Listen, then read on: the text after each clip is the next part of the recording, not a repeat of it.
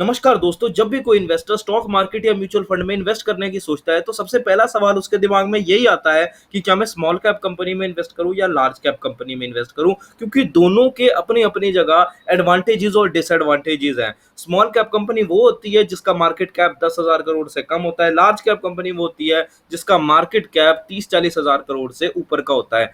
बीच की कंपनीज को mid cap companies बोलते हैं, पर मैं आज की जो डिस्कशन है वो स्मॉल कैप और लार्ज कैप कंपनीज पे लिमिट करूंगा।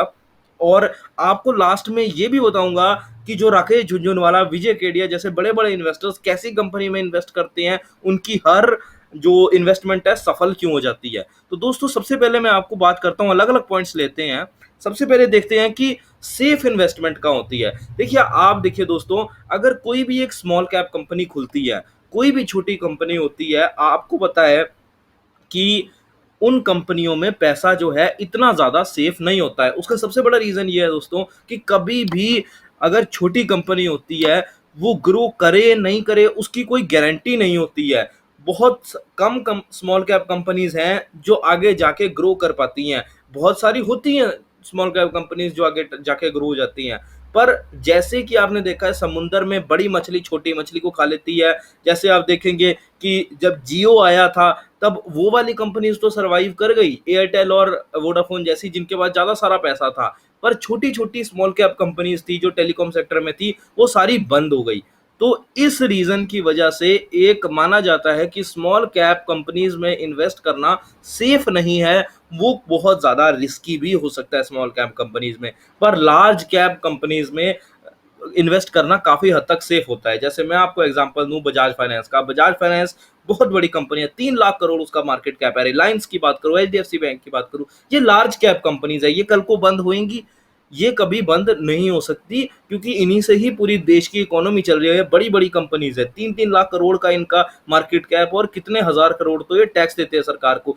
ये कंपनीज के कोलैप्स होने के चांसेस बहुत कम है। देखिए, गारंटी किसी चीज की नहीं होती स्टॉक मार्केट की, पर ये देखा जाता है कि जो लार्ज कैप कंपनीज होती हैं उन उनमें रिस्क बहुत कम होता है। इसलिए स्टॉक मार्केट में सबसे पहली जो चीज देखी जाती है वो ये देखी जाती है कि आपके पैसे सेफ कहाँ हैं। तो उस लिहाज से देखा जाए तो लार्ज कैप कंपनीज में आपके पैसे ज्यादा सेफ होते हैं। दूसरी बात दोस्तों, dividend dividend large cap companies में ज्यादा होता है। डिविडेंड वो होता है जो आपको, अगर आप इन्वेस्ट करते हैं किसी कंपनी में और आपने कुछ टाइम पीरियड तक वो स्टॉक रखा, तो आपको कुछ डिविडेंड दिया जाता है। सर, आपके बैंक अकाउंट में डायरेक्टली वो कंपनी कुछ पैसे ट्रांसफर कर देगी। तो लार्ज कैप कंपनीज थोड़ा ज़्यादा डिविडेंड देती है। स्मॉल कैप कंपनीज डिविडेंड या तो देती नहीं है या बहुत कम डिविडेंड देती हैं। तो ये एक ज़रूर एक पॉइंट है जिसको देख के आप कंसिडर कर सकते हैं। पर किस डिविडेंड के पीछे कोई कंपनी नहीं ली जाती तो ये कोई बड़ा रूल नहीं है, क्योंकि डिविडेंड के चक्कर में कभी कोई कंपनी नहीं लेनी चाहिए कि इसका डिविडेंड ज़्यादा है ले लो, कम है मतलब, ऐसा कभी नहीं करना चाहिए। इसको देख के कंपनी को नहीं लेना चाहिए। दूसरी चीज होती है वोलेटिलिटी। दोस्तों, किसी भी कंपनी के शेयर्स अप डाउन होने होते इसीलिए हैं कि जब बाइंग आती है तो वो अप हो जाता है, जब सेलिंग आती है तो वो डाउन हो जाता है। तो दोस्तों, जो स्मॉल कैप कंपनी होती है उस पे लोगों का भरोसा थोड़ा कम होता है। तो हल्की सी भी वोलेटिलिटी होती है कंपनी के, हल्की सी छोटी सी भी न्यूज आएगी, बुरी न्यूज आएगी, या मार्केट बियरिश मोड में होएगी, मार्केट डाउन ट्रेंड में होएगी, तो स्मॉल कैप कंपनीज बहुत बुरे तरीके से डाउन जाएंगी। ये बात होती है। क्यों? क्योंकि अगर कोई बड़ा इंसान अपना पोर्टफोलियो बना रहा है, बहुत सारे स्टॉक्स अपने पोर्टफोलियो में रख रहा है, तो और उसने कोई बियरिश डाउन ट्रेंड है, उसने कोई अपना स्टॉक्स को सेल करना है, तो वो सबसे पहले स्मॉल कैप स्टॉक्स को सेल करता है, क्योंकि सबको पता है कि स्मॉल कैप कंपनीज में ज़्यादा वॉलेटिलिटी आ सकती है, ज़्यादा गिरावट आ सकती है। इसलिए वो लोग अपना स्टॉक्स को सेल करते रहते हैं। जैसे मैं आपको एक एग्जांपल दूं, एक जगह है एचडीएफसी बैंक, एक जगह है AU small finance bank. HDFC bank जब अभी कोरोना की महामारी हुई थी तब मार्केट क्रैश आया था।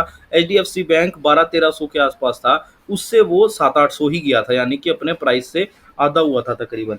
और अगर एयू स्मॉल फाइनेंस बैंक की बात करें, क्योंकि वो एक छोटी कंपनी थी, या फिर इंडसइंड बैंक की बात करें, वो अपने प्राइस से 4 गुना गिर गए थे। 4 गुना गिर गए थे, यानी कि 1/4 हो गई थी उनकी वैल्यू। यानी कि स्मॉल कैप कंपनीज जब गिरती हैं तो बहुत बुरे तरीके से गिरती हैं, जब ऊपर चढ़ती हैं तो बहुत तेजी से ऊपर बढ़ती हैं। तो ये एक फर्क होता है। तो अगर आप मार्केट की वॉलेटिलिटी नहीं सहन कर सकते, मान लीजिए आज अगर सेंसेक्स या निफ्टी 10% गिरा है, तो वैसे 10% तो नहीं गिरता, पर मान लेते हैं 5% अगर निफ्टी या सेंसेक्स गिरा है, तो लार्ज कैप कंपनीज तकरीबन 3 4 5% गिरेंगी या 6% गिरेंगी, इसी के आसपास गिरेंगी। पर जो स्मॉल कैप कंपनीज हैं वो तकरीबन 10 15% गिर सकती हैं। ये रीज़न है। और इसका सबसे बड़ा रीज़न ये है क्योंकि स्मॉल कैप कंपनीज में पैनिक ज़्यादा क्रिएट होता है और लोग उसको सेल करके जल्दी निकल जाते हैं। तो जल्दी सेल करेंगे तो इसीलिए वो कंपनीज में ज़्यादा वॉलेटिलिटी आती है। अगली बात जो है, जो सबसे बड़ा रीज़न है दोस्तों स्मॉल कैप कंपनीज को खरीदने का, अभी जो भी आपने पॉइंट सुने स्मॉल कैप कंपनीज के बारे में वो नेगेटिव पॉइंट सुने कि भाई उसकी वॉलेटिलिटी ज़्यादा होएगी, उसमें इन्वेस्ट करना सेफ नहीं है, और बहुत सारे नेगेटिव पॉइंट्स हैं। इसलिए लोग बोलते हैं कि भाई लार्ज कैप कंपनी में इन्वेस्ट करते हैं। पर अभी भी हमें देखा जाता है कि लोग स्मॉल कैप कंपनीज में इन्वेस्ट करते हैं। वो सबसे बड़ा रीज़न उसका ये है कि स्मॉल कैप कंपनीज में रिटर्न्स ज़्यादा होते हैं। जहाँ पे आपको लार्ज कैप कंपनी 10 20 30% का रिटर्न देगी, वहाँ पे स्मॉल कैप कंपनी 100 100 150% का भी रिटर्न दे देती हैं, 300 300% का भी रिटर्न दे देती हैं। तो ये बहुत बड़ा रीज़न होता है जिसकी वजह से स्मॉल कैप कंपनीज लोग खरीदते हैं। वो इसलिए स्मॉल कैप कंपनीज के रिटर्न्स इतने ज़्यादा होते हैं दोस्तों, कि जैसे मान लीजिए अगर आज एक हिंदुस्तान यूनिलीवर है, हिंदुस्तान यूनिलीवर एक बहुत बड़ी एफएमसीजी कंपनी है, उसने जितना ग्रो होना था वो हो चुकी है कंपनी। वो कंपनी के सारे प्रोडक्ट्स अच्छी अच्छी, सारे उन्होंने हर टाइप के प्रोडक्ट्स उन्होंने लॉन्च कर दिए हैं, बहुत सारी उन्होंने फैक्ट्रीज लगा दी है, जितनी उनको ज़रूरत है उतनी लगा दी है, गांव गांव में उनके प्रोडक्ट्स पहुंच चुके हैं, एडवर्टाइजमेंट वो जितनी करा सकते थे उन्होंने कोई कसर नहीं छोड़ी।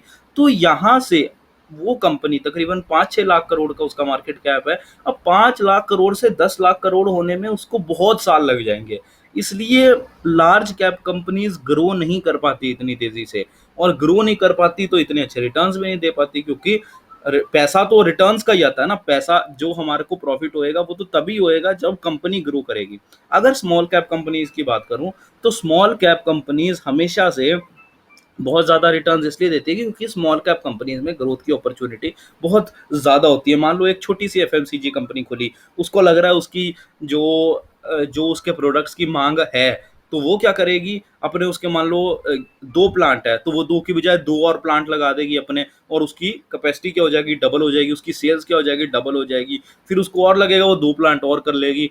ऐसे ऐसे धीरे धीरे वो एक्सपेंड करेगी। मान लो एक कंपनी है वो सिर्फ पंजाब में ऑपरेट करती है, फिर उसको लगेगा यार हमें और एक्सपेंड करना चाहिए, वो चेन्नई में एक्सपेंड कर देगी, वो हिमाचल में एक्सपेंड कर देगी, वो गुजरात में एक्सपेंड कर देगी। तो उसके पास ग्रोथ की बहुत ज़्यादा अपॉर्चुनिटीज़ होती है स्मॉल कैप कंपनीज के पास। इसलिए ग्रोथ का ही पैसा है स्टॉक मार्केट में, जो कंपनी ग्रो करेगी।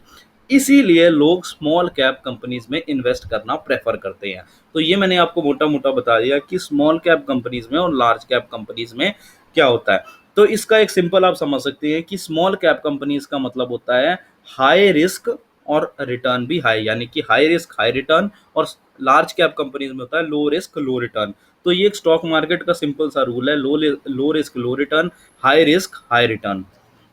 तो दोस्तों अब देखते हैं कि जो ये राकेश झुनझुनवाला और विजय केडिया जैसे बड़े बड़े इन्वेस्टर्स हैं, वॉरेन बफे जैसे बड़े बड़े इन्वेस्टर्स हैं, ये कौन सी टाइप की कंपनीज में इन्वेस्ट करते हैं, लार्ज कैप कंपनीज में इन्वेस्ट करते हैं, स्मॉल कैप कंपनीज में इन्वेस्ट करते हैं।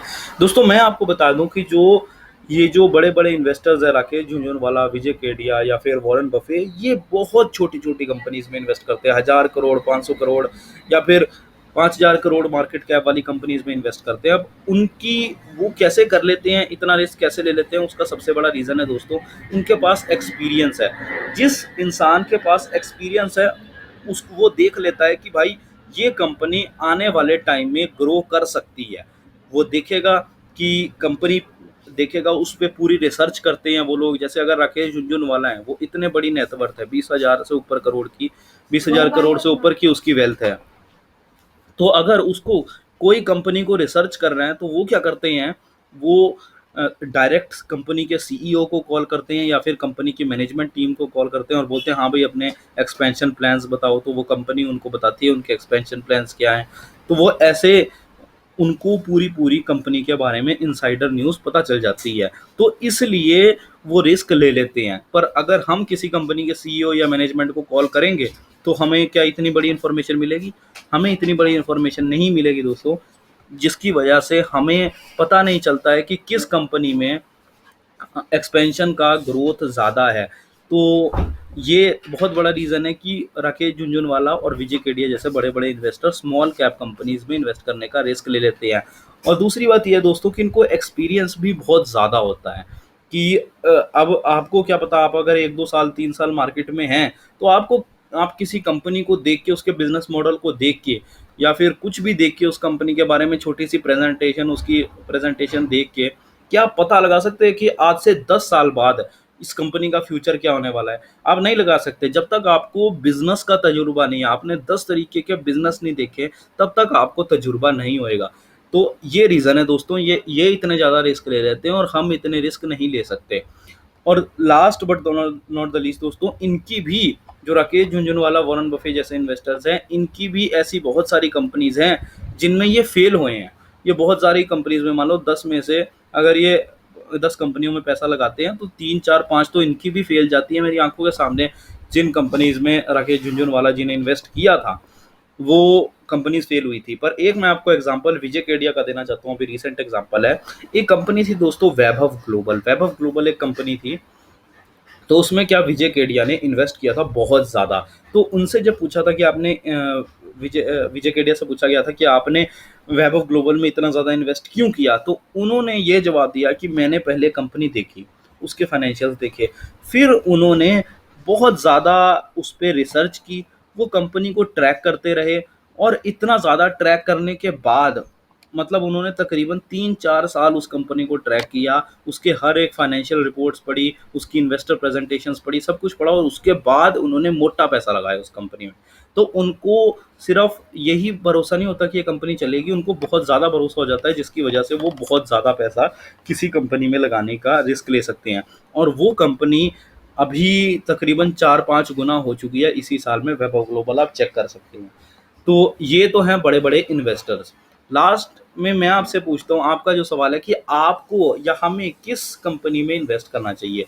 दोस्तों, पहली तो बात ये है कि जिस इंसान को स्टॉक मार्केट का एक्सपीरियंस नहीं है, जो अभी नया आया है स्टॉक मार्केट में, या फिर उसको 1 साल का ही एक्सपीरियंस है, 1.5 साल का ही एक्सपीरियंस है, तो उसको ज़्यादातर लार्ज कैप कंपनीज़ में ही इन्वेस्ट करना चाहिए, क्योंकि वो इंसान रिस्क नहीं ले सकता। आपकी जो रिस्क एपेटाइट है, वो नॉलेज और एक्सपीरियंस के साथ बढ़ती है।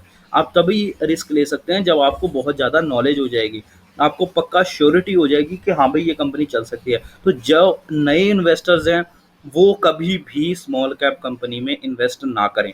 दूसरी बात, उसी कंपनी में इन्वेस्ट करो। अगर आपने स्मॉल कैप कंपनी में इन्वेस्ट करना है, तो आप उसी कंपनी में इन्वेस्ट करो जिस कंपनी के फंडामेंटल्स अच्छे हों। स्मॉल कैप कंपनीज़ भी होती हैं जिनके फंडामेंटल्स अच्छे होते हैं, कुछ कंपनीज़ होते हैं जिनके बुरा फंडामेंटल्स होते हैं।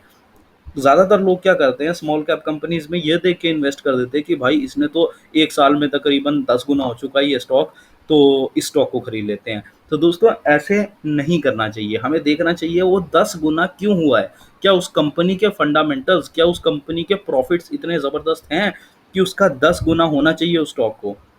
तो तब वो देख के हमें इन्वेस्ट करना चाहिए। वैसे मैं फंडामेंटल एनालिसिस कैसे करते हैं, उसकी मैं वीडियो बनाऊँगा और अपने चैनल पे डालूँगा, इसलिए चैनल को तो सब्सक्राइब कर दीजिए आप।